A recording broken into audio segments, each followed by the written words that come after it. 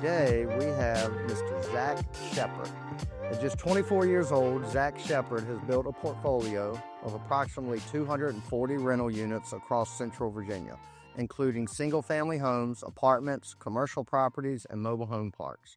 He is the owner and operator of James River Rental Property, a vertically integrated real estate investment and property management company based in Lynchburg, Virginia. Zach's journey didn't begin with a trust fund or a corporate career. He grew up in construction, made a difficult decision to leave college at 19, started his own contracting business at 20, and purchased his first investment property that same year. Just a year later, he acquired his second property and began scaling what has quickly become an impressive real estate operation. Today, we're going to unpack how he compressed what takes many investors decades into just a few short years. We'll dive into the strategies behind acquiring and financing hundreds of units, how construction became his competitive advantage, and what it takes to build the systems to manage a growing portfolio, and the lessons he's learned along the way. Whether you're working on your first deal or your 100th, I think you're going to take away some valuable insights from this conversation. Zach, welcome to the Dealmaker podcast. Yeah, thanks for having me, Jason. Appreciate it. Hey, man, I'm excited. So I kind of like to kick things off because Dealmaker is our mutual friend Jim Ingersoll's brand. So what is your connection to Dealmaker and Jim Ingersoll? Yeah, I went to the Dealmaker conference the first time, I think 2 years ago or 3 years ago. So in 2024. And a partner of mine on a few deals and I went together and we enjoyed it. We didn't get to go last year, but then in 2026 he didn't get to go, but I went back. So that's sort of my connection to everything. I'm in Lynchburg. I'm not too far away from Richmond, so Okay. I'm pretty close to you guys. Good deal. Yeah. So we were there this year. We've been there the last 2 years as well, but we're usually at a vendor table, so it's hard to get in the rooms and hear all the speakers. But Jim runs a fantastic event, obviously has a great, tight community, and it's good to see it growing, nationwide like it is. So, well, Zach, I just read off kind of your resume, and you've packed a lot of experience and success into a short period of time. So let's kind of unpack that a little bit. And I touched on it in the bio, but it looks like this was a vision of yours very quickly, so much so that you left college to kind of pursue it. So talk us through that, how it started and what your vision was at that point at 19, 20 years old. Yeah. So I worked for a company in high school that was a construction kitchen manufacturing company. And when I graduated high school, I asked my boss if I could work sales, and he gave me the opportunity to do that, which was a big blessing. And so I started working in the business world, which is kind of what I wanted to do. I wanted to be in business. And I started working in the business world at 18. And halfway through my first semester of college, started doing well in sales and really enjoyed it. Was getting mentored by my boss. And so I decided, I knew at some point I wanted to have a company, decided I'd drop out of college just to pursue business, essentially.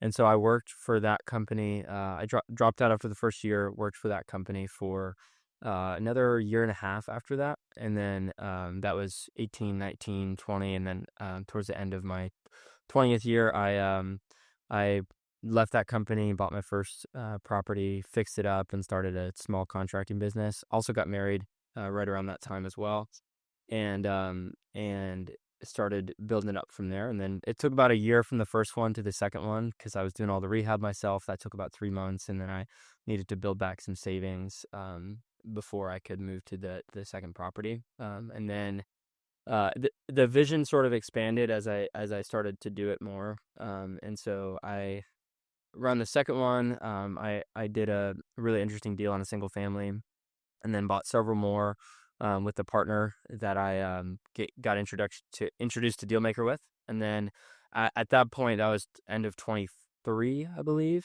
And then in 2024, just started grinding to try to really grow the thing bigger. And every year it's compounded on itself. Gotcha. So take us back to like your early years. I talked to so many people on this podcast, and I've got another one as well, but like it seems to be a wide spectrum of answers to this question, whether folks are born an entrepreneur or if that's something that they can grow into. Sounds like in an early age you had a mindset of being in business as an entrepreneur, but take us back to the early days when you were 12, 15 years old. Were you thinking that way too? Were you trying to hustle and, make money and stuff like that at an early age? Yeah. Yeah, that's I think really important. One of my favorite interview questions that I'm hiring people is how old were you when you got your first job or started working? Because I think these sorts of things usually are in seed form early on. So when I was probably 12, I think, or 13, I started flipping saxophones and instruments. I'm a saxophone player. I also play guitar, and I learned that you could buy a saxophone that somebody else didn't really know what the value was, didn't really know if it worked, and didn't know much about on eBay for $150. And so I would buy these saxophones, and I learned to fix them up. I grew up in construction, so that's another piece of it. My dad taught me and my brother's construction growing up, so I was very familiar with how to work with my hands, and I learned how to repair saxophones. And so I had this little saxophone flipping business all throughout high school, and it's surprisingly quite lucrative. I don't have the time for it anymore, but anybody, if you're listening and you play saxophone and you're trying to find something to do, I'd buy these things for like $150, and I would spend like 4 hours fixing them up and sell them for $650. And what I would do in that time is I'd buy them, and I would repair what was broken, clean them really nice, take really good pictures, and have a very detailed description. So some mom who's buying an instrument for a beginning band student wouldn't be on eBay and looking at something that, I don't know if it works. It's been in the attic for 50 years. They're looking at something that this has just been serviced. It's fully fixed up. It's clean. And I know the seller is giving us a description of what's good and what's not good with it. And I learned in that business is all about finding a place to add value where other people don't see it. And also being very good at sales, because people I was buying these saxophones from, I was buying them on the same platform I was selling them on. People I was buying them from didn't know anything about sales. They didn't know anything about the instruments. They were just putting them up just like people, put all sorts of things on Facebook Marketplace. And then what I did is I got good at fixing them and I got good at sales. And I did that all throughout high school. And then in college, I did the same thing to cars. I started flipping cars. I'd buy them broken and I'd fix them up myself and sell them. And then I did that in college. Then I dropped out of college and started doing the same thing to houses. So it really is like I think you hear this a lot with a lot of people who are entrepreneurial. When they're young, it's just this bug to find a need, figure it out, and try to figure out a way to add value. Right. Yeah. And I love everything you just walked through from 12 to now. You're doing just that. You're finding something that somebody else doesn't see value in. You're taking it, acquiring it, adding that value. It's a value add saxophone or car or now houses, and then finding somebody that sees that higher value on the back end and selling it or holding it or whatever you do with it. And it's translatable to any, like a saxophone flipping company. That is so niche, but you saw an opportunity there. And then what surprises me though is I don't know if you had a mentor or somebody teaching you this, but your ability to see at an early age, like how big of a deal marketing is and how big of a deal good pictures are and a good description and stuff like that. Was that somebody helping you with that, or that was intuitive? I think God just makes all of us a little bit differently, and some people are way better at things that I'm really bad at. But one thing that my mom would tell you I've had since I was a kid is just selling things, just having that sort of personality. So I think I just sort of picked up on it, but I'm not saying I was amazing at it. There's a bunch of things I could have probably done better and would look back at and do differently. But for the most part, I learned that that business is all about sales and adding value. And now looking back at that, there's an author I really like named George Gilder. He's an economist, and he has said in one of his books, wealth is knowledge. That's basically his summary of like what wealth is. Wealth is knowledge. And I learned, and looking back on that, I can see that the value that I had in the saxophone business was just knowledge.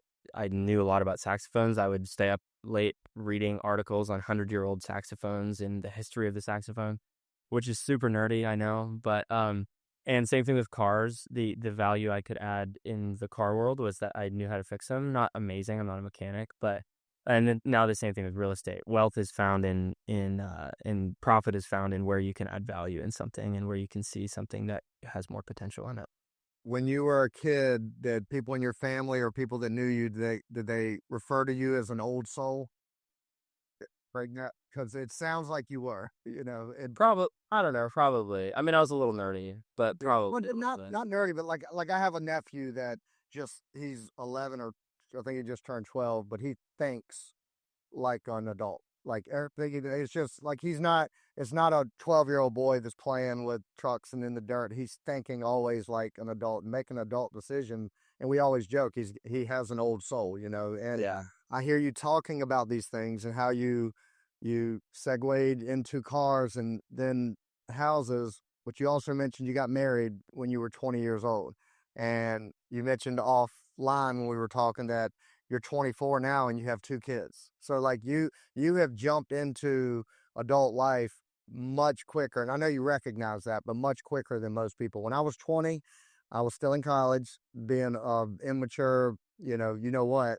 And I didn't have my first child till I was 30, and I have two now. But it's just, it's always refreshing to me to look back and, or, just at any point, see someone that just hit it and just jumped into adult life and with that maturity at such a young age. It will set you up fantastic for sure. Um, so it's a big difference in buying a $150 saxophone and the parts needed to fix that up than it is buying a $150,000 house and putting 50 grand into it and fixing that up. The big difference is you got to be able to finance it. So how did you, out of the gate, did you have connections to private money, or how did you work through all of the financing piece of buying real estate early on? Yeah, I didn't have any financing connections. I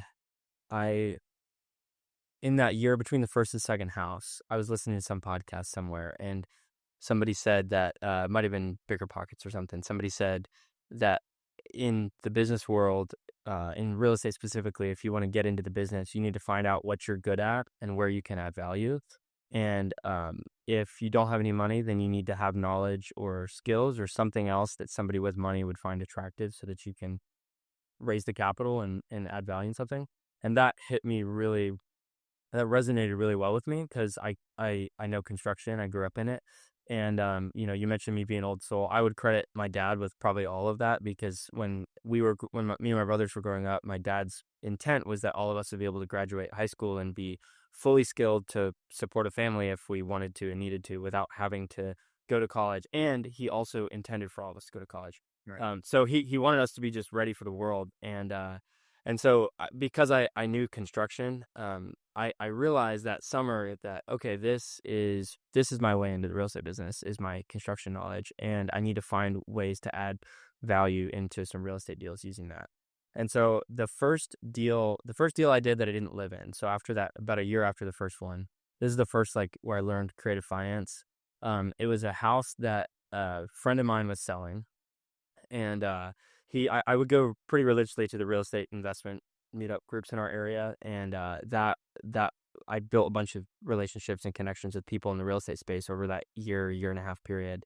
And one of the people that was involved in that one day sat down next to me and was like, "Yeah, I'm just trying to sell this house of mine." And I was like, my ear perked up because I was trying to find another house. And I said, "You're trying to sell it?" I was like, "Well, maybe I'll buy it." And he was like, "Okay, well, let's go take a look at it." So we looked at it.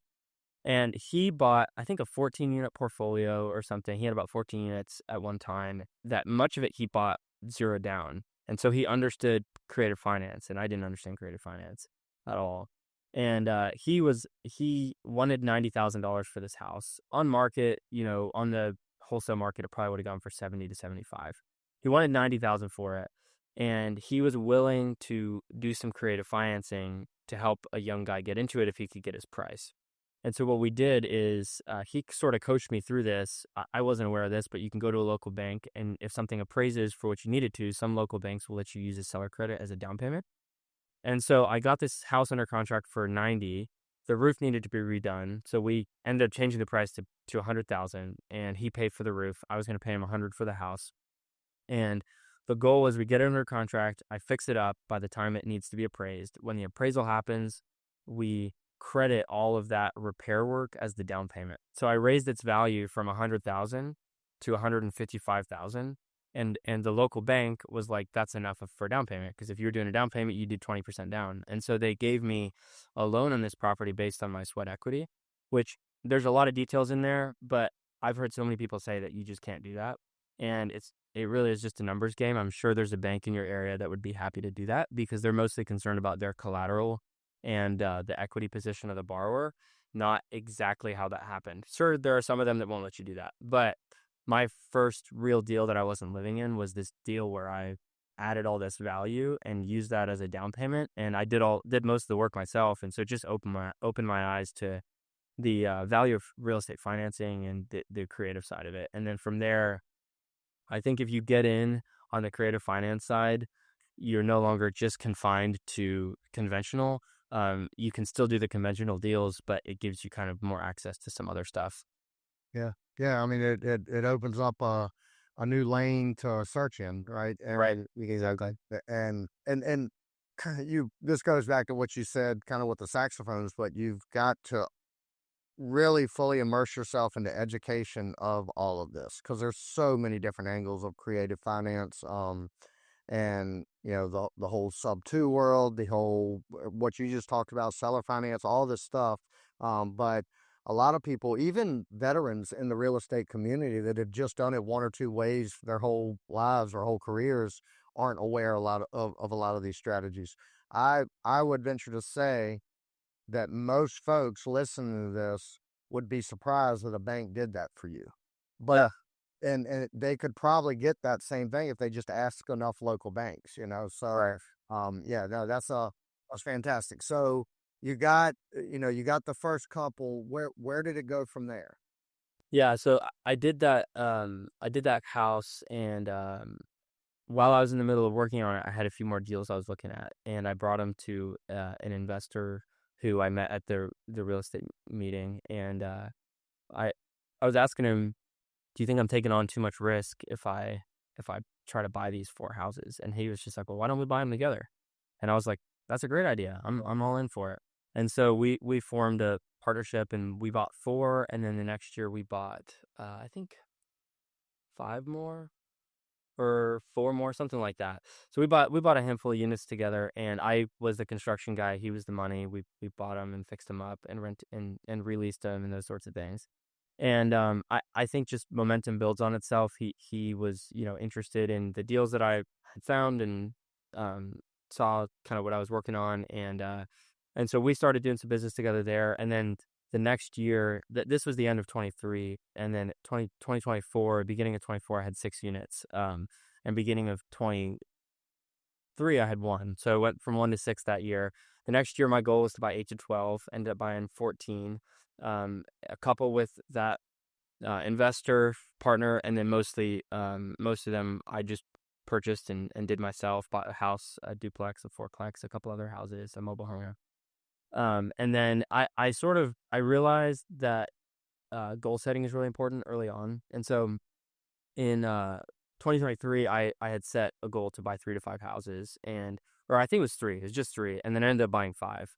And that was like, wow, I wasn't expecting to do that. And so the next year, I'd set a goal to buy 8 to 12, ended up buying 14. And so coming into 2025, last year, I had 20 units, and I was like, I want to hit this thing really, really big. And so I set a big goal to buy a bunch, and almost hit it. And so that is, I think, also just as a little tidbit, really important, I think, is to know what you want, set goals, and try to work really hard to get there. Yeah, yeah, I and I don't know, I listen and hear so many things, but it's something out there saying, like, if somebody came to you right now, gun to your head, said you have 12 months to go out and buy 50 units, I would be able to do it. I would figure out how to do it.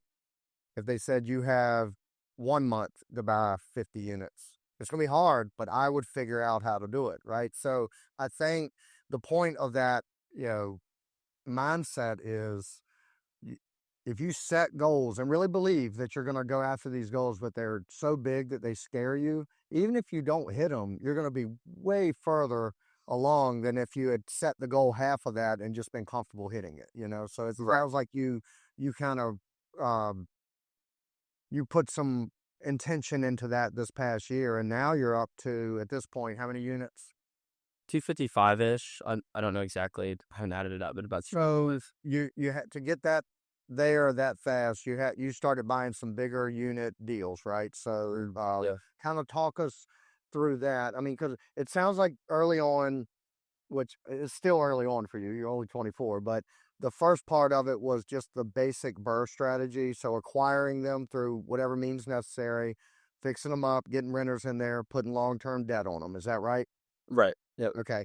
So then when you set this big goal last year, do you mind sharing what the goal was? Yeah, the goal was to buy 100, and I ended the year having bought 90 with, I think, 40 under contract, but I couldn't get any of those 40 to close in time. And so I was like, well, a little bummed, but I was like, that's okay. You can't hit your goals every year. But yeah. So give me an idea of the mix of that night he is in Yeah. there. Okay. I bought 4 mobile home parks. I bought a 6-unit apartment building, and the rest were, I think, duplexes and triplexes Got it. and single family. So how when you set a goal like that, and I think this is important for listeners because I mean we have a wide range of folks listening to this, but a lot of folks are just trying to wrap their heads around what the goal should be, right? So you had kind of proven it was a proof of concept for a couple years, like I can do this, I can do this at a bigger level. You set the big goal. Well, then I would imagine, most big goal setters learn that they have to reverse engineer that goal. So work backwards and reverse it back to like daily, weekly KPIs. So what were some of the metrics you were measuring and some of the actions you were taking to get you towards that goal? Yeah. To back up a little, and just on the goal setting side, when 2024 finished and I had about 20 units, I was thinking of what the next year should look like, and I was like, I should try to buy 30 units because I just bought 14, and I was like, I could double it. And I was like, no, I feel like that's not crazy enough because I try to set goals that are just crazy, like Yeah. goals that aren't believable, goals that I don't fully believe, but I'm pretty sure I could do it. Um, so I was like, maybe 30. And then I was like, no, I should try for 50. I should try to do 50 units. And then I read Grant Cardone's book, The 10X Rule, which he's a bit of a meme, but like the book's really good. I read it a couple times and I love to read. And so, pouring into something like that really interested me. So I read this book and he said 10X your goal. And I was like, well, I'm not going to 10X it. That's not the point. But I'll try to do what I can. So I set a goal to buy 100 that year, and I told my wife I had just bought 14. Told my wife that my goal is to do 100, and all she said was, "I think you could do it." And I was like, "That's about all I need." I was like, "This is awesome," and I just have an amazing wife. She's super supportive, and she's just encouraging. And so I told her that, and she was like, "I think you could do it," and I was like, "Well, dang, I guess I have to now." And I didn't do it. She was wrong, but I was close. And so that's the first piece is like it's okay to set goals that you don't believe in, but you have to like work like crazy to try to hit them. And those 40 units that I had under contract at the end of the year probably wouldn't have been under contract if I didn't realize in November, shoot, I got to put a bunch of stuff under contract in order to hit my goal. Um, and so the reverse engineering piece, like obviously you gotta do a certain amount per month or per quarter. And it's always interesting when you're in a business that's full of so much kind of growth that's quickly because I'm sort of anticipating at the end of that year that I'd do more than the beginning because at the beginning I didn't really know how to hit 100. And I had a really busy summer. I bought like 4 mobile home parks in like a period of a month and a half, having never dealt with mobile home parks before. And then I bought some apartments and some houses. That year, I would say I didn't do a great job of reverse engineering it because I just didn't know how to do it. I was just there's so much growth that happened that year. I'd say I've done a little better of a job reverse engineering my goals this year because the systems are down. I didn't have any employees at the start of 25. Now I have people on staff. I've got a team. I've got more contractor relationships, more wholesaler relationships, and it's definitely grown a lot since then. Yeah. I was about you said this before I could get to it, but it becomes really important that reverse engineering and metrics and KPIs when you build your team out. Yep. So like it it can somehow like entrepreneurs or some way if they set a goal, they're just going to fight like hell to get it, right? Like yeah, they're just going to do it, and And yeah, some of them are very systematic with KPIs. I tend to be that way, but also sometimes you just got to put your head down and grind. But if you have a team and you're building a team under you where your goals now have to become their goals, there has to be a clear pathway to get there. I need to make this many appointments a week, or I don't know how your team is set up, but that does lead me to my next question. Um, you're talking about big goals like that, you have to have a pretty decent system for sourcing deals. So what has been your system? Are you going direct to seller, wholesalers, MLS? What's your primary system there? Yeah, I haven't done much direct to seller marketing in terms of like mailers and phone calls and stuff like that. That's just not how I got started. The biggest thing I did when I started is I just tried to get to know every single real estate investor in my market, and that helped me get the first several deals because they all came from other investors or wholesalers or people like that. And some people have this idea that you can't buy from investors. That's just not true because at some point, if your business grows enough and you start buying multifamily or mobile home parks, the only people selling are investors. So there are investors with enough motivation to sell you something that works enough for you because they might be interested in other things, or they might be willing to do some creative finance or something like that. So deal sourcing for me became networking as much as I could in the real estate business. And I learned at some point, like 2 years ago, the highest dollar activity that I do is go get lunch with people, which is great because I really enjoy getting lunch and I really enjoy hanging out with people. And so I just started, I was like, well, I guess I will just try to meet as many investors as I can and get to know people who are passing deals around and make that a priority.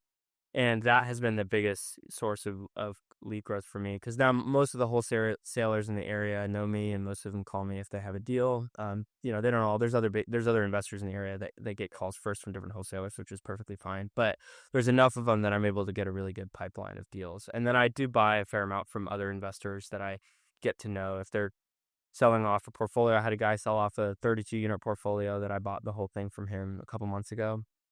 And that was cool because it's just nice to do everything in one package. And I really Hey, love that type of stuff. was that a seller finance? Were y'all able to do some Yeah, creative stuff there? Okay. yeah. There was some seller finance involved. There was some traditional bank debt involved, some DSCR loans, and some private capital. Just kind of pieced the whole thing together.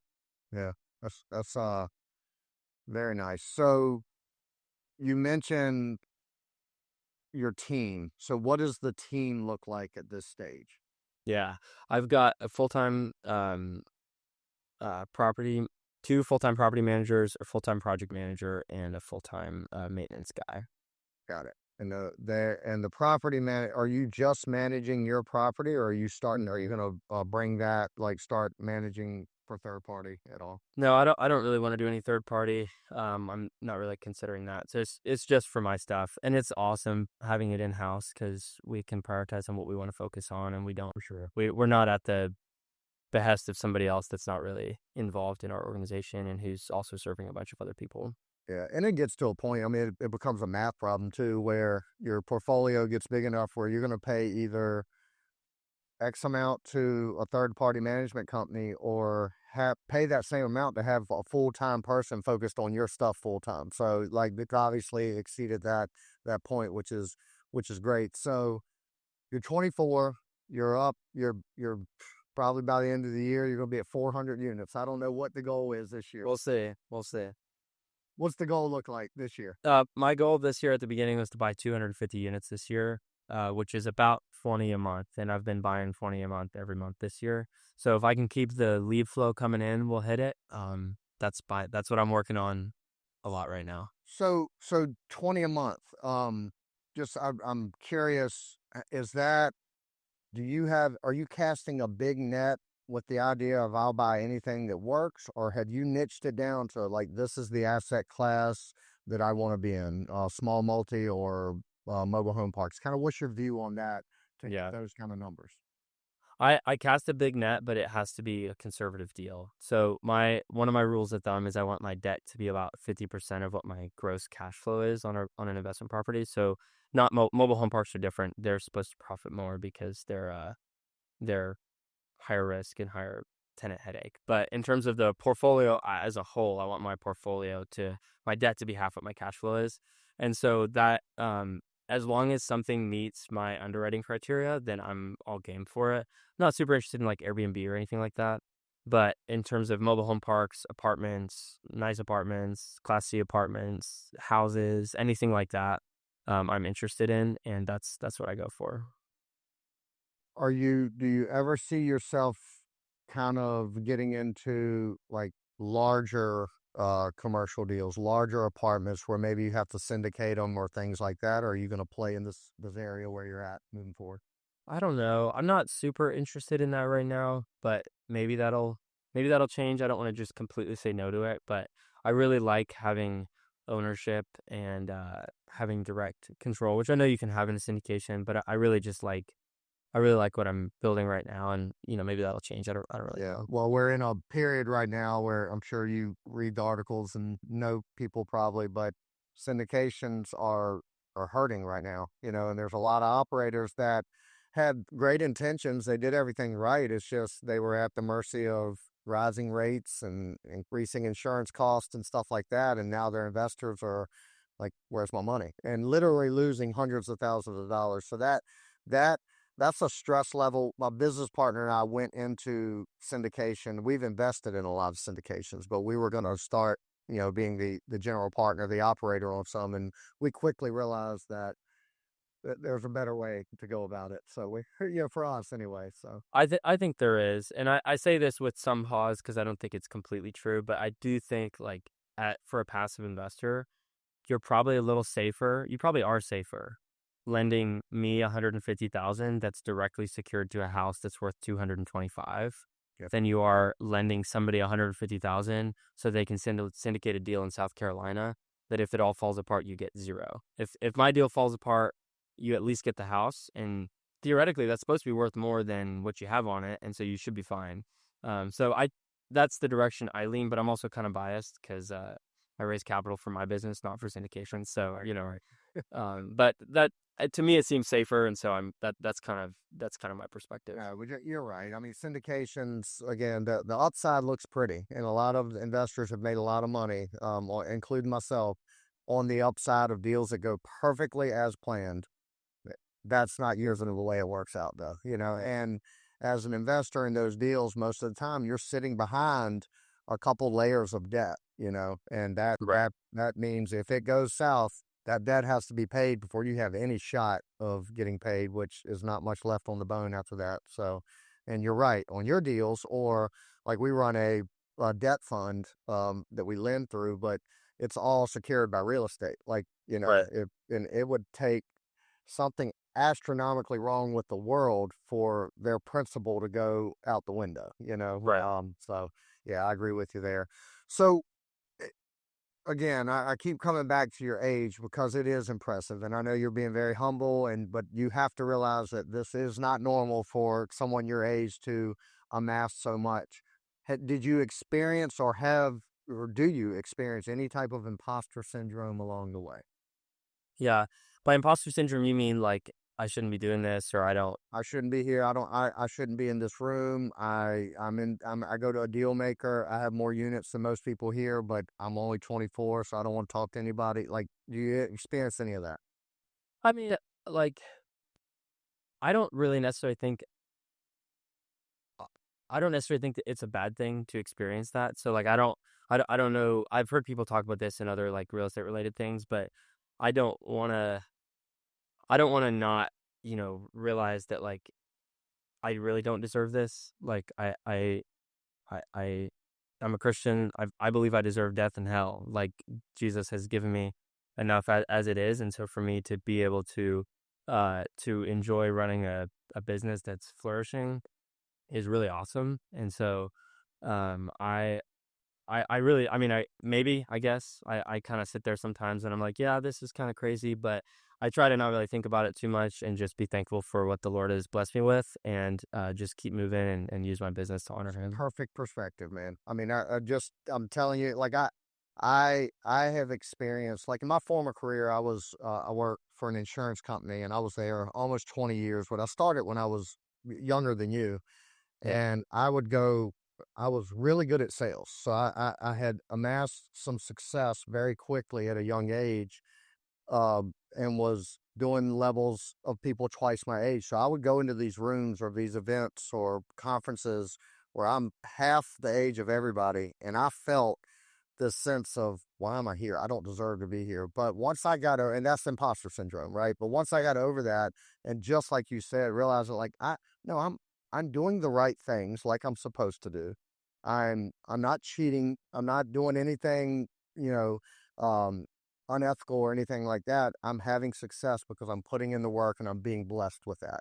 But once I accepted that, it was game on. And I'm glad you've accepted that at an early age, because that can be a big barrier for a lot of folks. So Yeah, and I give a lot of credit to that to my boss that I had from my transition from high school to college. Because when I started in sales, it was a kitchen manufacturing company, and I did kitchen design sales.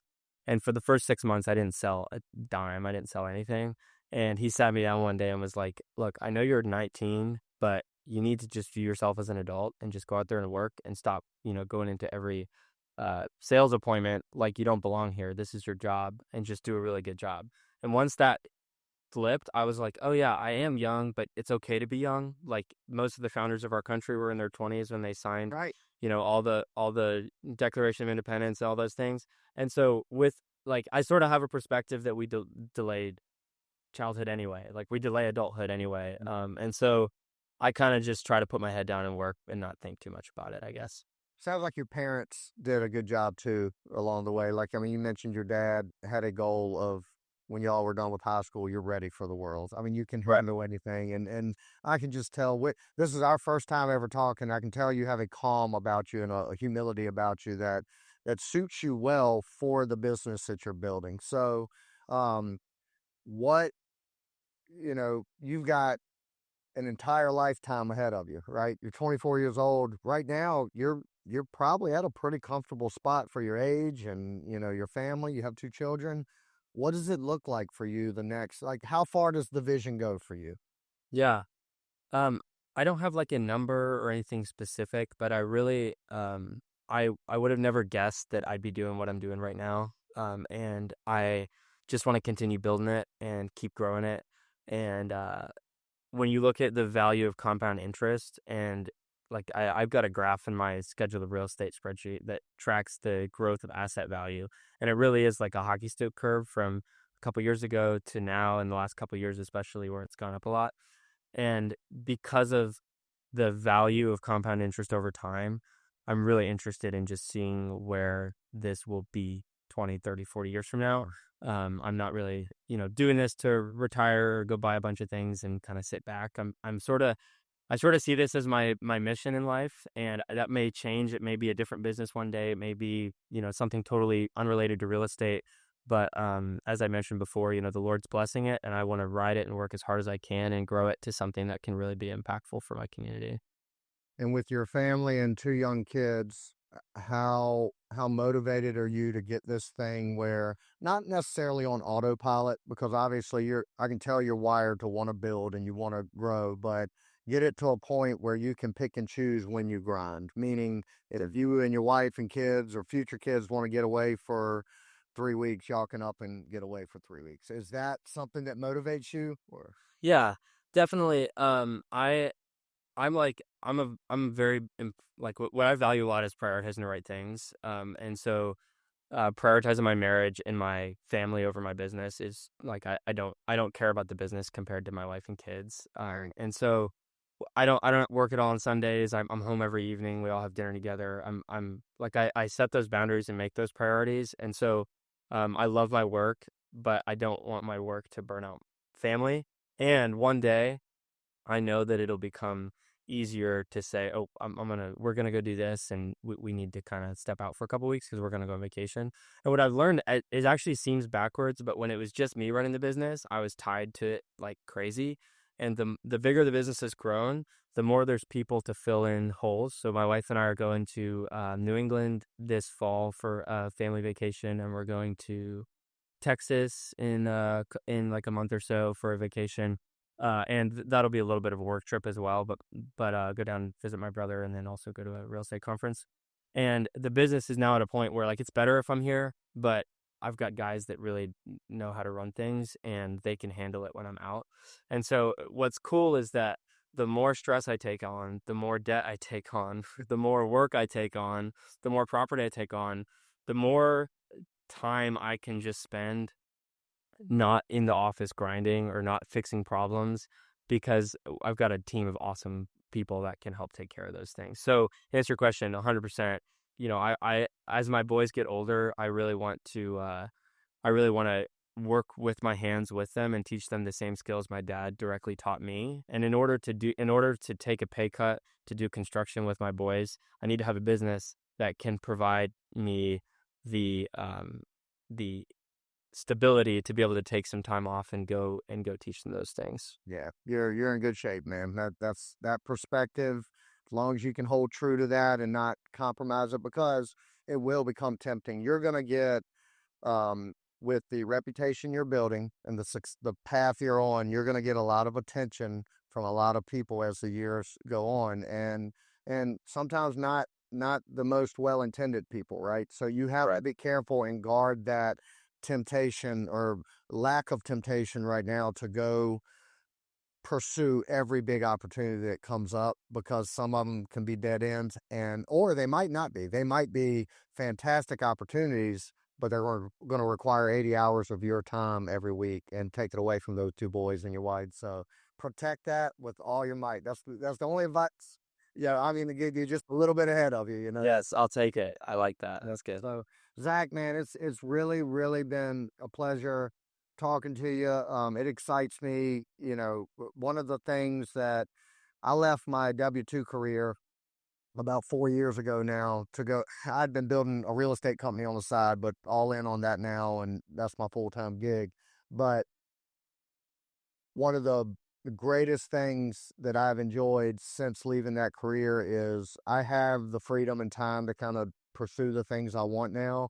And one of those is trying to uplift younger, newer investors that are trying to get in the game and try to mentor them and things like that. Most of them are around your age. I don't come across any that have done what you've done in just a 4-year period. So my final question, and we'll kind of close with this. Do you ever think at this point, I know it's a very early age for you, but do you ever think about your legacy and how you kind of want to pass the torch to the next generation behind you as you, or through mentorship, coaching, whatever you call it? So, Yeah. Um, when I think of legacy, I think mostly of my family and what I want to leave my boys with. My grandpa was a builder. My great grandpa was a builder. My dad was in the trades. That's how we learned. And so, passing that on to them means a lot to me, and just raising a family that can, lead the next generation as well. In terms of real estate, I don't. I mean, I'm happy to help people or anything. I don't really do any like direct coaching or anything like that. But if anybody wants to reach out via this, they're welcome to. But yeah, legacy in general. I want to build. I try to focus on impact over influence necessarily in business. So I want to build a business that directly impacts people, but I, it can be so tempting to want your name to be tied to that impact. And I would rather try to remove myself from that as much as possible, but that's just a normal human temptation. And so when I think of legacy, I think mostly of like, how can I raise my boys to love the Lord and work hard and one day potentially inherit a business, if they'll steward it well, and use that to impact people for positive.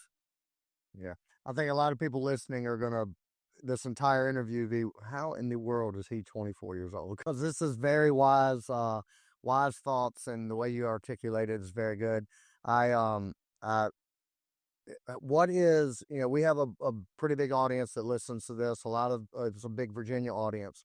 How can folks help you? What are you looking for at this point? I know you mentioned you cast a big net, but like, do you have boundaries to what market you're operating in or what you're interested in?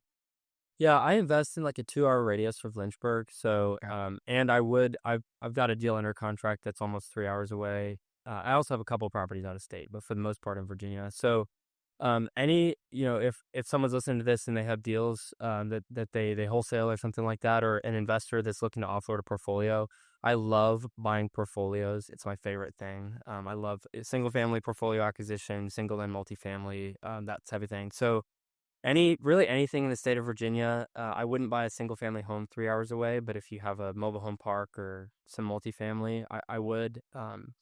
But yeah, in terms of deals, that's sort of what I'm interested in. Anything that really cash flows. I do some flips as well. And then I'm also always raising capital for my flips and stuff too. So anyone who's looking to invest in the business and continue to see where it grows, they can feel free to reach out. And then if you're an investor in the area and you want to try to connect, feel free to. My website is jamesriverrentalproperty.com. There's a form on there you can fill out. It'll connect to my property management team, and then I can reach out via that. I also have an Instagram. I have a Facebook. I don't really use those a ton, but I do have those if someone wants to try to reach out via that. So yeah, we'll drop all your website and your social media links in the show notes for anybody interested in connecting with you, especially within that radius. And you've mentioned mobile home parks. I can't go. We have lent on several of them recently. I don't think that there's a asset class I like more than mobile homes. They're different. They're incredible. So that could be a whole nother podcast. But yeah, that's certainly from a lender standpoint, they are a dream to lend on. They're very easy to underwrite, very easy. It's just a good product, and obviously as the operator as well, they can be good.